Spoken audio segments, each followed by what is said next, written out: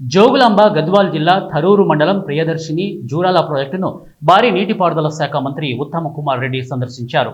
తదనంతరం గద్వాల్ ఐడీఓసీ కార్యాలయంలో రివిజన్ మీటింగ్లలో మాట్లాడుతూ తెలంగాణ రాష్ట్రంలో 10 ఏళ్ల బీఆర్ఎస్ పాలనలో ఇరిగేషన్ భ్రష్టు పట్టించారు.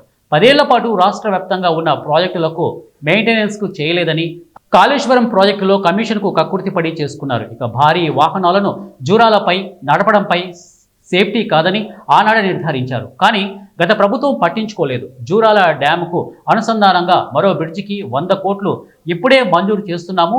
భారీ వాహనాల వల్ల జూరాల ప్రాజెక్టుకు ప్రమాదం ఉందని తెలిసి ముఖ్యమంత్రి తరపున 100 కోట్లు మరో బ్రిడ్జి నిర్మాణానికి మంజూరు చేస్తున్నాం. ఇక 10 ఏళ్ల పాటు అధికారంలో ఉండి ప్రాజెక్టులను పట్టించుకోకపోవడంతోనే ప్రాజెక్టులు దెబ్బతింటున్నాయి. ఇక పూడికతీత పనులు కూడా చేపట్టలేదు. జూరాల ప్రాజెక్టు పూడికతీతల పనులు వెంటనే చేపడతామని వారన్నారు. అదేవిధంగా ఇప్పుడు సాంకేతికంగా అదేవిధంగా స్థానిక శాసనసభ్యులు చెప్పినట్టుగా వాళ్ళ హయాంలో మరి ఈ జూరాల కానీ, మంజీరా కానీ, నిజాం సాగర్ కానీ, నాగార్జున సాగర్ కానీ, ఎస్ఆర్ఎస్పి కానీ ఈ ప్రాజెక్టులు 10 ఏళ్ల పాటు రొటీన్ మెయింటెనెన్స్ కూడా చేయలేదు.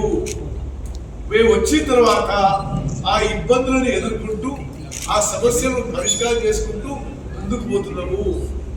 ఒక ఆయన ముందు మొన్న మంజీరా గురించి మాట్లాడతారు, నిన్న ఒక ఆయన జూరాల గురించి మాట్లాడతారు. అరే మిత్రమా, కొంత విజ్ఞతతో ఉండండి. 10 ఏళ్ల పాటు అధికారంలో మీరే ఉన్నారు. మీరు మెయింటైన్ చేయడానికి ఇప్పుడు కొన్ని సమస్యలు తలెత్తుంటే అది పరిష్కారం చేస్తున్నాం. ఖచ్చితంగా అన్ని డ్యాములు, అన్ని ప్రాజెక్టులు, అన్ని పాత ఇరిగేషన్ ప్రాజెక్టులు అన్నీ కూడా పూర్తి స్థాయిలో మెయింటైన్ చేసి రెస్టోర్ చేస్తాము. మీకు ఉదాహరణ చెప్పాలి. 10 ఏళ్ల పాటు ఇప్పుడు చిన్నగా చెప్పారు, జూరాల ప్రాజెక్టు కెపాసిటీ తగ్గిపోయింది.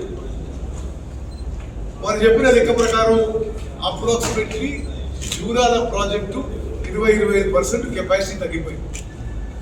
నిజాం సాగర్ తగ్గిపోయింది, ఎస్ఆర్ఎస్పి తగ్గిపోయింది, నాగార్జున సాగర్ తగ్గిపోయింది.